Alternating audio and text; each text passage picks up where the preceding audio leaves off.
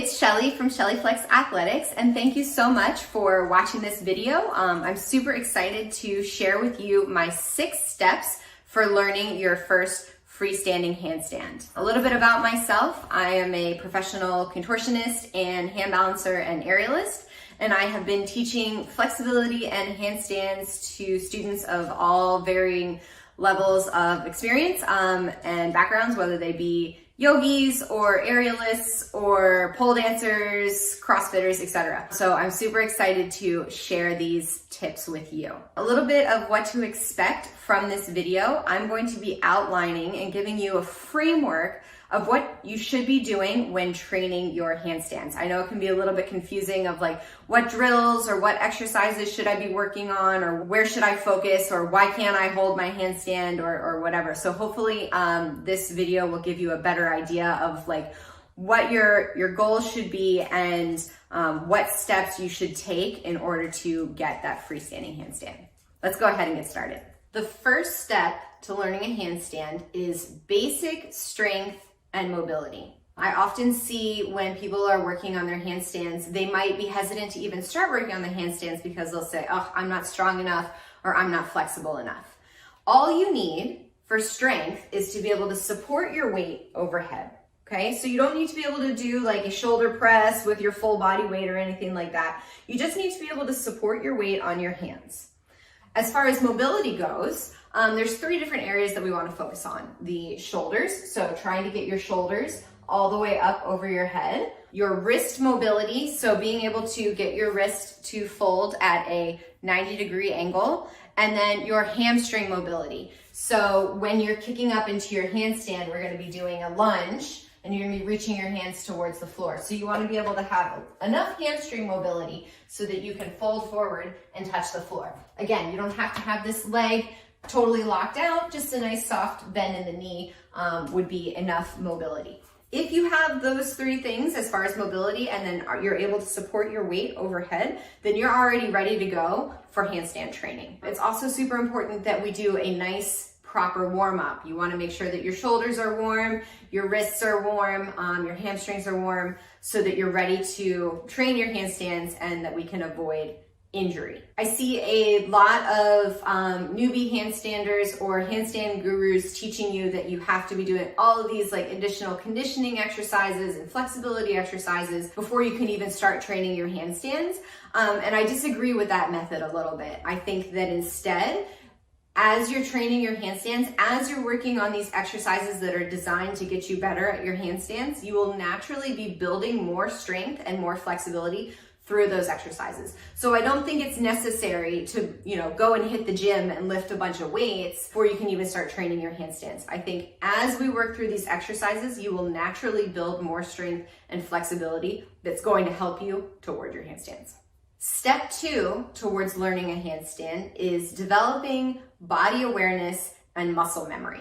It's really important that you understand what shape you're trying to make before going upside down.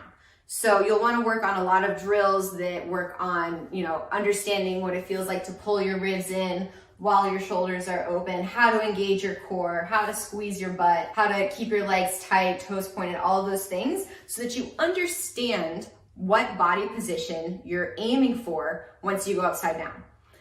Once you start working on kicking up to your handstands, like with the wall, for example, there's already going to be so many things that you're going to be thinking about. The last thing you want to do is also be like, oh wait, so how do I pull my ribs in, or how do I squeeze my butt?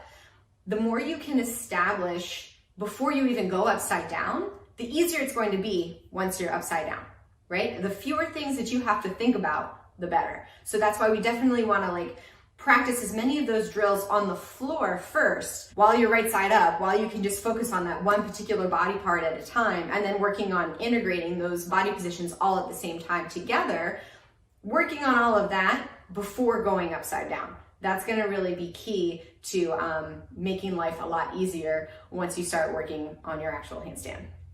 I don't know if you've ever seen the movie Karate Kid, but Mr. Miyagi teaches him how to do the wax on, wax off. What he's doing is teaching him that those body movements, those mechanics, so that once he actually goes and does karate, he already has those movements just like built into his body, and it just comes naturally to him. So think of it like that. We're trying to basically do the same thing here, build those muscle patterns, those movement patterns, and develop a little bit more body awareness so that these skills are easier to achieve, and you can almost just like kind of go onto autopilot with those things and then focus more on like the feeling or the sensation of balancing on your hands.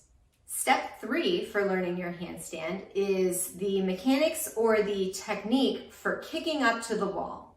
So you'll want to focus on a nice, smooth, controlled kick up to the wall, placing your hands on the floor, pushing off of the bottom leg, finding the wall with one leg and controlling the leg up, and then repeating that on the way down. We want to focus on this so that this is nice and smooth and controlled. You're not crashing into the wall. You're not driving your shoulders forward or running the risk of like hitting your head on the wall, having a bad experience, and then being like, screw this, I'm never training handstands again. I want you to have a good experience, right? So working on that nice, smooth, controlled kick up to the wall is going to be super beneficial for getting you a good understanding of what it feels like to invert your body, as well as working on controlled kick up to the wall is also going to help you take it away from the wall. So even if you might already have a handstand against the wall, I'd like you to kind of focus on really, really controlling it, slowing it down so that when we take it away from the wall, you can take that exact same technique. You don't have to totally change your technique all over again now that you're away from the wall. So smooth, controlled kick up to the wall and then coming back down the exact same way is going to help, again, to develop good mechanics, good technique, good body awareness that will make it then much easier for taking your handstand away from the wall. Step 4. To me, this is the most important step to learning a handstand. And it's often the one that's most overlooked. If you skip this step, it's the reason for poor form or for developing fear of falling in your handstands, or not shifting the weight to your fingers so you can never find your balance. And this step is the exit strategy, or learning how to cartwheel out. Now, the reason why this is so important is in order to be able to balance in a handstand, you have to shift the weight to your fingers. Now, shifting the weight to your fingers requires that you not be afraid of what happens if you do hit the handstand and then start to fall over, right? That's like the biggest mistake that I see, is that people are afraid of going all the way upside down. And so they tend to hang out in this like planched position, or they'll kick up and they won't make it all the way up, or they'll kick up and then they'll arch again because they're fighting with that fear of going all the way upside down. And that's a real thing. The sensation of going all the way upside down and then not knowing what to do, and the fear of like, you're gonna fall and hurt yourself, that's real. So I think it's super important before you start really focusing on doing a ton of, technique exercises, or like trying to perfect the handstand line, or trying to even fight for your balance, is conquering that fear of falling over. So what you need to do is learn how to cartwheel out. You need to learn how to pivot your shoulders and bring one foot down at a time so that you can safely bail out of your handstand. Once you're able to get over that fear and know that you have a plan for when you're going to fall over, then you're going to be so much more willing to shift the weight to your fingers and then actually be able to focus on balancing. Step number 5 to learning your freestanding handstand is finding the balance. So now you've learned how to cartwheel out, you've learned how to conquer your fear of falling.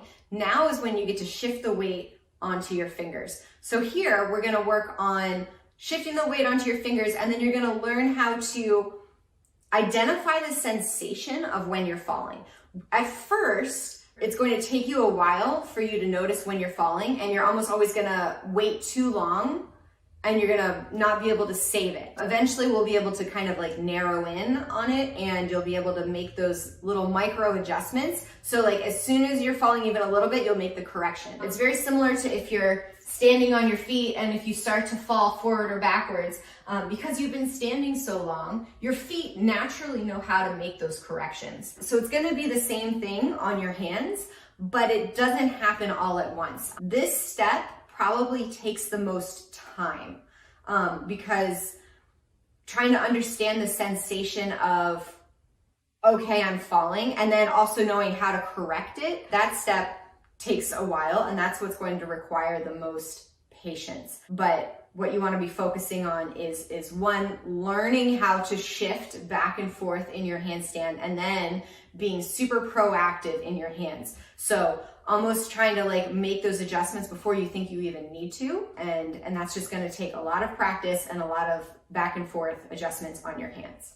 And then finally, step 6 to learning your freestanding handstand is going to be perfecting the line. So once you've figured out, okay, what body position you're gonna make, how to control the kick up to the wall, how to cartwheel out safely so that you're willing to go forward onto your fingers, then working on fighting for the balance, making those adjustments in your hands, and not like in your body. And then we work on really fixing the alignment. So that's when you're gonna really focus on shoulders open as much as you can, ribs in, butt squeeze, tight legs, toes pointed, yada, yada, yada. That's when you're basically gonna go down through this checklist of making sure, are my toes pointed, are my knees straight, is my butt squeezed, is my core tight, are my ribs in, are my shoulders open, am I pushing up through my shoulders, am I fighting in my hands, is my chin in the right direction, blah, blah, blah. Okay, so there's a lot of things to think about, and if you try to think about all of those things at the beginning, you're gonna be totally overwhelmed, and you're most likely going to fail because trying to focus on all those things, trying to learn how to balance, trying to conquer your fear, trying to get, the sensation of being upside down, all of those things all at the same time, it's going to be really overwhelming. So that's why you want to try to work on your handstands in this particular order. And then lastly, I actually have a bonus step for you.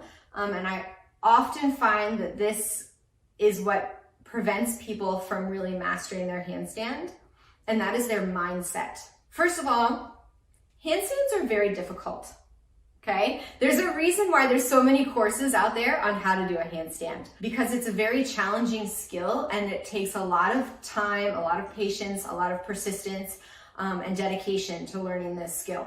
So mindset is super, super important. You have to be open and willing to allowing yourself to be making tiny little baby ounces of progress. You also need to work on not comparing yourselves to other people. I definitely noticed that to be a bit of a limiting factor to people in my contortion program, for example. They see so many people on Instagram or on social media that are doing these amazing skills, and they're so stuck on, oh, I can't do this one particular skill, I must be terrible. And instead, you need to be looking at it of, okay, I figured out how to open my shoulders more today, or I kicked up to the wall for the first time today. That's a step in the right direction. I was able to cartwheel out for the first time. That's a huge step in the right direction, right?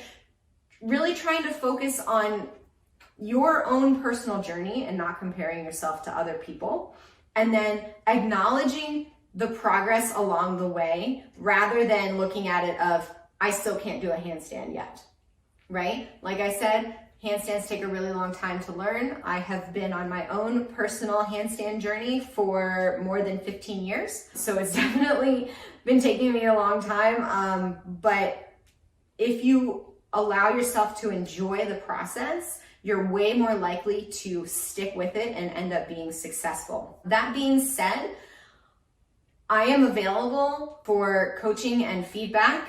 If you want to reach out to me on Instagram, you can tag me in your stories or send me a message or something, and I would be more than willing to help you out with your handstands if you have any questions. I find that having someone else, like an outsider, look at your handstand and be able to give you some feedback on your form or your technique, or be able to identify what you might be missing, is really, really going to be helpful, especially if you start to feel like you're at a bit of a plateau. So those are my 6 steps to learning your first freestanding handstand. All right, take care. Bye.